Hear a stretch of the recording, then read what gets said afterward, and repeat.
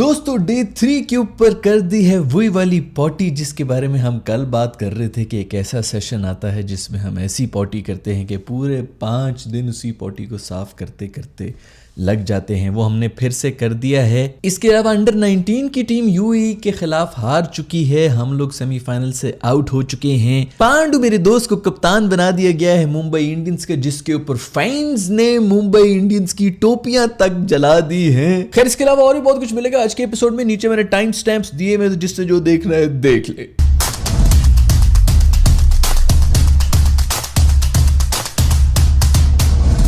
सबसे पहले बात करेंगे पाकिस्तान और ऑस्ट्रेलिया के जो टेस्ट मैच है वो अब तीसरे दिन का भी खेल हो चुका है और लीड 200 से भी ज्यादा की थी। मतलब उन्होंने हम पर एहसान ये किया है कि फॉलो ऑन नहीं करवाया है। हमने अपना तोहफा उन्हें दे दिया था, उन्होंने कबूल नहीं किया। वैसे तो टू बी वेरी ऑनेस्ट बिल्कुल अपनी औकात के मुताबिक ही हम लोग खेल रहे हैं। हमारी यही औकात थी यार ऑस्ट्रेलिया के अंदर। ज्यादा से ज्यादा अगर हम कुछ कर सकते थे तो बाबर अगर 60 या इससे ज्यादा रन बना लेता तो हमने कोई 320 340 रन बना लेने थे।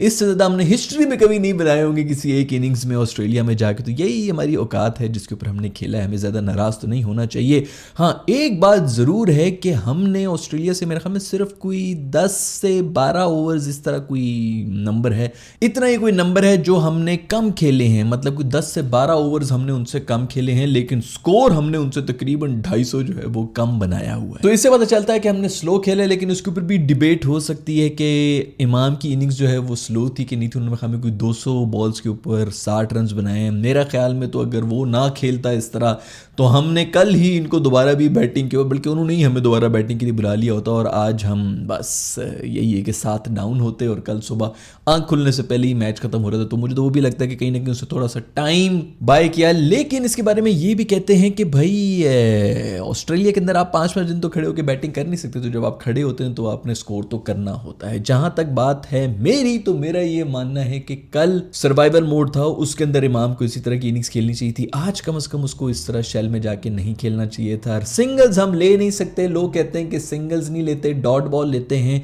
तो उस पर भी मैं आप लोगों को बता दूं कि वो सिंगल लेने के लिए भी स्किल चाहिए होती है। आपको कम से कम प्लेस करनी पड़ती है बॉल 2 फील्डरों के बीच में, जहां पर आप सिंगल निकाल भी तो सके ना। जब बॉलिंग अच्छी हो रही हो, अकॉर्डिंग टू फील्ड हो रही हो, तो फिर सिंगल निकाला ही स्किल होती है और वही स्किल हम में है ही नहीं। तो पता नहीं किस चीज पे हम नाराज हो रहे होते हैं कि हमारे बैटर्स ने डॉट बॉल्स क्यों खेल ली, सिंगल्स नहीं लिए। भाईजान नहीं, सिंगल्स निकाल नहीं सके। खैर कल के एपिसोड में हम ये बात कर रहे थे कि भाई एक सेशन के अंदर ऐसी पॉटी होती है कि बस फिर सारा टाइम उसी को धोने में हम लग जाते हैं। आज भी मेरा ख्याल में 180 के ऊपर 3 आउट थे और 195 के ऊपर 6 आउट हो चुके थे। वो सेशन आ चुका है। मुझे तो ये समझ नहीं आ रही कि जब 11 की टीम के अंदर हमने तकरीबन 15 बैटर्स खिलाए हैं तो फिर भी हमसे स्कोर नहीं हुआ। पर्थ में हमारा ये हाल है दोस्तों। आगे जो पूरी सीरीज है वो जहां पर हम जा रहे हैं ना, वहां पर जितनी बॉल हिलेगी ना, हमारे बैटर्स नहीं हिलेंगे। भाई एक वक्त पे एक बंदा ही हिल सकता है, या तो बैटर हिलेगा या बॉल हिलेगी। तो हमारे बैटर्स तो ये देख रहे थे कि बॉल को देखो हिलते हुए, हमने क्यों हिलना है। तो आगे जाके हम हिल भी नहीं पाएंगे। खैर शुक्रिया तो ये है कि बेइज्जती फील नहीं हुई, ज्यादा फॉलो ऑन नहीं दिया इन्होंने। और ये है कि मैच भी वो 3 दिन भी हमने सर्वाइव कर लिए। चौथे दिन पे भी गेम तो जाएगी और अगर हमने बहुत ज्यादा सर्वाइव कर लिया तो 5वें दिन तक ले जाएंगे। दोस्तों ये भी बड़ी अचीवमेंट होती है कि 5 दिन खड़े रहे हम लोग ऑस्ट्रेलिया जाके। फॉलो ऑन नहीं दिया, बहुत शुक्रिया ऑस्ट्रेलिया वाले कंगारुओं का। उन्होंने भी बेसिकली इसलिए फॉलो ऑन नहीं दिया क्योंकि उनको भी थोड़ा बॉलर्स को रेस्ट देना होता है। अदरवाइज उन्होंने दे भी देना था और हमारी गेम जो है वो ओवर थी। हमने आज 4 और विकेटें भी दे देनी थी। आज वैसे अगर बात की जाए तो हमारा जो opening spearhead bowling attack था उसने पकड़ लिया था। खुर्रम शहजाद ने खूबसूरत बॉलिंग की, उंगली तोड़ी लैम्बोर्गिनी की, उसके बाद उसको आउट भी कराया। डेविड वार्नर जिसने सिर्फ हमें ही पेलने का ठेका लिया होता उसको गोल्डन डक पे भी आउट किया। तो कमाल तो किया था मेरे दोस्त। बस दूसरे एंड पे काश कुछ हमारे शाहीन भी कर जाते, 1-2 विकेटें अगर ले जाते। मेरे ख्याल में 5 के ऊपर 2 आउट थे ऑस्ट्रेलिया के। तो मैंने कि यहाँ पर अगर 1-2 अगर और आउट हो जाते, कोई 15-20 के ऊपर अगर 4 आउट हुए हुए होते तो गेम ऑन थी। हम कोई 100 रन से नीचे इनको रोकने की कोशिश करते और फिर भी चेस तो हमसे नहीं होना था 300 350। लेकिन स्टिल कम से कम कोई ओपनिंग बॉलिंग अटैक तो हो दोस्तों। डेब्यू पे जो आए हैं, खैर उन्होंने रोका हुआ था। मैं पहले 10 ओवर से बड़ी खूबसूरत बॉलिंग करा रहे थे, स्कोर रुका हुआ था और फिर आगे मेरा दोस्त फहीम अशरफ, उसने आके कहा ना दोस्तों मैं ऑस्ट्रेलिया का झंडा उठाऊं। पहले ओवर में ऐसी लूज हल्की बॉलिंग कराई के चौके और दुकियां खा खा के सारा का सारा प्रेशर निकाल दिया मेरे दोस्त ने। खैर आपस की बात है कि मेरा ख्याल में सबसे जो दिलेर इनिंग्स किसी ने खेली और जो कप्तान कप्तानी में भी नजर आ रहा है, जो थोड़ा बहुत अगर कोई माइंडसेट पॉजिटिव इंटेंट नजर आ रहा है तो वो शान मसूद का ही आ रहा है अभी तक इस मैच के अंदर। सरफू की विकेट के ऊपर भी उसको बहुत गालियां पड़ रही हैं। रिजवान के जो फैंस हैं वो कह रहे हैं, वो क्योंकि अब तो ये बस ये हुआ होता है ना, हमारे तो पूरा पाकिस्तान जो है वो सिर्फ इसी बात में लड़ा हुआ है कि मैं सरफू को इसलिए गालियां दूंगा क्योंकि उसने रिजवान की जगह ले ली, मैं रिजवान को इसलिए गालियां दूंगा क्योंकि उसने सरफू की जगह ले ली। हम इसी तरह आपस में इस तरह लड़ते रहेंगे, जो बिल्कुल टॉपिक नहीं होनी चाहिए डिस्कशन की, उन्हीं के ऊपर हम फंसे रहेंगे, इसीलिए हम जलील होते हैं हर जगह पर। लेकिन सरफू को गालियां पड़ रही हैं, हाँ किसी हद तक बोला जा सकता है कि रिफ्लेक्सेस वगैरह स्लो हो गए, लेकिन बॉल भी अच्छी थी ब्रो, को इतनी भी खराब बॉलिंग नहीं थी, बड़ी लेट स्विंग हुई थी। और फिर स्टार्की को तो वैसे भी कोई ना कोई विकेट हमने हमें 2-1 विकेट सी दी है, तो वो भी हमने नाइंसाफी की है स्टार्क के साथ। तो बॉल अच्छी थी, इतनी भी बुरी नहीं थी जिसके ऊपर उसको इतनी गालियां पड़ रही हैं। हाँ जहां तक बात है उसकी स्टंपिंग की, तो वो भी थोड़ा ऑकवर्ड बाउंस होता, लेकिन उसी ऑकवर्ड बाउंस के ऊपर इमाम का जब आउट करना था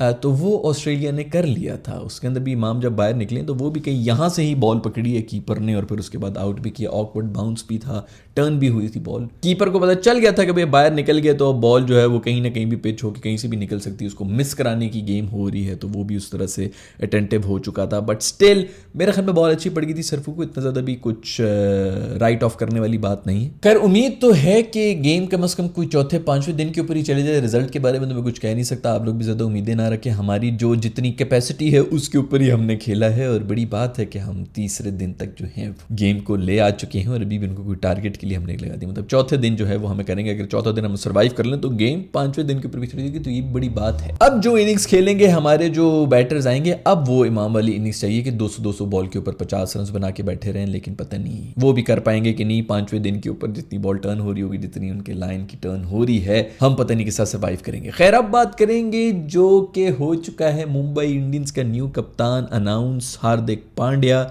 मेरी वीडियो निकालो, पता नहीं कौन सी एपिसोड थी जिसके अंदर जब ये मैंने बताया था कि ये उधर गया तो ये कप्तानी की उस पे गया होगा। भाई आपने एक आईपीएल जीता हुआ है टाइटल, आप ऐसी थोड़ी चले जाएंगे कि मैं जाके उधर किसी और के अंडर कप्तानी करूंगा। उसके ऊपर इंडियंस खैर बहुत नाराज हो रहे हैं, राइटली सो, क्योंकि रोहित शर्मा एक बहुत बड़ा सेलिब्रिटी है, उसने अपनी फैन फॉलोइंग बनाई भी है, कोई छोटा मोटा प्लेयर है नहीं कोहली के बाद अगर वहां पर कोई है, बल्कि उसके टाकरे की अगर किसी की फैन फॉलोइंग है तो वो शर्मा की है। ऊपर से 5 टाइटल्स भी जिताए हुए हैं उसने। मेरा ख्याल में तो जितना बड़ा वो प्लेयर है, मैं तो पिछली भी पूरे वर्ल्ड कप के अंदर भी कहता हूं, जिस किस्म की वो इनिंग्स खेलता रहा है, बिल्कुल अपनी इनिंग्स नहीं खेल रहा था, उसका सिर्फ एक ही एम था कि मैंने वर्ल्ड कप जीतना है, मुझे कोई फर्क नहीं पड़ता कि मैं कौन सी मैच के अंदर मैन ऑफ द मैच जीतूंगा या मैन ऑफ द सीरीज होंगे, वटेवर। उस माइंडसेट के साथ वो आया था, और उसी माइंडसेट के साथ जब आप इतना करीब आके फाइनल हार जाते हैं तो मेरा नहीं ख्याल कि अब उसको और किसी चीज में कोई इंटरेस्ट भी है। दिल टूटा हुआ है मेरा दोस्त को अंदर से, जो है वो हर्ट हुआ है, और उसने मुझे तो लगता है कि खुद ही कहा होगा कि हाँ ठीक है भाई इसको कप्तान बना दो, मैं बस अगले 2-4 साल जो है वो आईपीएल शाईपीएल खेल की जो अपनी जिंदगी गुजार दूंगा, क्योंकि हर्ट हुआ है भाई। उसकी जो एम था ना वो नजर आ रहा था, और इसी वजह से मैं कह रहा था कि उसकी जितनी भी इनिंग्स के अंदर वो 40 रन बना रहा था वर्ल्ड कप के अंदर, वो इनिंग्स जो है वो man of the match deserve करती। खैर अवाम जो है वो बहुत ज्यादा गुस्से में है, उन्होंने मेरे ख्याल में कोई इंस्टाग्राम पेज भी जो है मुंबई इंडियंस का, उसके ऊपर कोई 3 लाख लोग कम हो गए हैं एक ही दिन के अंदर, और दूसरी तरफ कोई फैंस, जाले फैंस ने टोपियां भी जला दी हैं मुंबई इंडियंस, जंगिए जुराबें, पता नहीं जो जो चीज़ उनको मिली मुंबई इंडियंस की ब्रांडिंग वाली, उसको जलाना शुरू कर दिया। इतना तुम्हें बुरा लगता है मेरा दोस्त पांडु, एक दिन मेरा दोस्त पांडु तुम सबका हीरो बनाओगे, लिखवा लो यहाँ पर टैटू बनाओगे तुम पांडु का यहाँ पे छाती पे। दूसरे भी लोग आ गए यार, स्काई ने भी जो है वो पता नहीं कोई इस किस्म का इंस्टाग्राम पोस्ट लगा दी जिसमें उनका दिल टूटा हुआ है। दोस्त तुम भी जो है वो जली को हवा दे रहे हो, तुम्हें यही ये स्काई ने अपनी गेम डाल ली है भाई। अभी वो सीरीज जीता है तो उसकी तो खुद नजर होगी कि T20 आएगा, कप्तान तो मैं हूं, तुम लोग पांड्या को अगर इधर कप्तान बना रहे हो, इसका मतलब है कि इंटरनेशनल टीम जो है उसका भी इसको कप्तान बनाओगे, और मुझे उसके अंडर खिला रहे हो मुंबई इंडियंस में भी, और वहां पर भी तो उसने भी अपनी गेम बीच में डाल। बड़े शातिर लोग हैं, अपनी चलाकियों में सब लगे हुए हैं, और किसी ने दिल टूटे हुए इमोजी नहीं लगाए, लेकिन सिर्फ स्काई नहीं लगाए। अब आएगा मजा के कौन बनेगा इंटरनेशनल टीम। वैसे पांडु भी जो है मेरा दोस्त सिर्फ आईपीएल के लिए फिट होता है, बाकी तो बस टांग पकड़ के बैठे होते, तो स्काई होगा कप्तान। उसको भी ज्यादा दिल टूटना और इस किस्म की सियासत तो नहीं करनी चाहिए, क्योंकि वक्त आने पर तो पांडु मेरा दोस्त बीमार होकर साइड पे हो जाता है। खैर दूसरी तरफ एक बहुत ही बुरी खबर है, वो ये है कि अंडर 19 में हमारी टीम जो कि अनबीटन जा रही थी, सेमीफाइनल में हार गई यूएई के हाथों। अनफॉर्चुनेटली मैंने मैच देखा भी और बड़ा दुख हुआ एंड के ऊपर आके। हमने उधर भी कोलैप्स किया, मेरे ख्याल में कोई 110-11 के ऊपर 3 आउट थे या क्या थे, 180 करने थे और हमसे फिर नहीं हुए। ऑल आउट हुए हम। एंड में जो अजीब किस्म की इनिंग्स कुछ लॉन्डो ने खेली है, पता नहीं 70 बॉलों के ऊपर 15 रन बनाए हुए हैं, 180 रन चेज नहीं हो रहे थे। जब मारने की बारी तब भी नहीं मारा जा रहा था। शुरू में हम समझ रहे थे कि ये जो है वो प्रेशर अब्जॉर्ब कर रहे हो, प्रेशर अब्जॉर्ब नहीं, उनसे बॉल ही नहीं लग रही थी। जो सीनियर्स हैं वही जूनियर्स हैं, एक ही जीन्स हैं जो कि नीचे भी आ रहे होते हैं। हम हार गए हैं सेमीफाइनल। दूसरी तरफ पाकिस्तानी इसलिए भी थोड़ा कम गम मना रहे हैं क्योंकि इंडिया भी हार चुका है, वो भी सेमीफाइनल हारे हैं बांग्लादेश से। लेकिन बांग्लादेश की अंडर 19 की टीम हमेशा से अच्छी आई है। वो बड़े होकर उनको कुछ हो जाता है वहाँ पे, पता नहीं क्या सियासतों में उन चीज़ों में पड़ जाते हैं। अदरवाइज अंडर 19 में वो अच्छा ही खेल रहे थे। और इंडिया की अंडर 19 की जो की टीम बड़ी वैसे भी वीक ही थी। पाकिस्तान ने भी बहुत ही वन साइडेड मैच उनको हराया था। और ये खैर अनफॉर्चुनेट है, बट चलो गुड फॉर यूएई क्रिकेट। वहाँ पर सुना है कि काफ़ी ज़्यादा इन्वेस्टमेंट हो रही है और बड़ी बेहतरीन किस्म की क्रिकेट खेल भी रहे हैं। बट वो भी प्रेशर में बेचारे जो बड़ी टीम्स का प्रेशर ले जाते हैं और फिर वहाँ पर हार जाते हैं। तो वो अब खैर फाइनल में इस वक्त बांग्लादेश और यूएई है।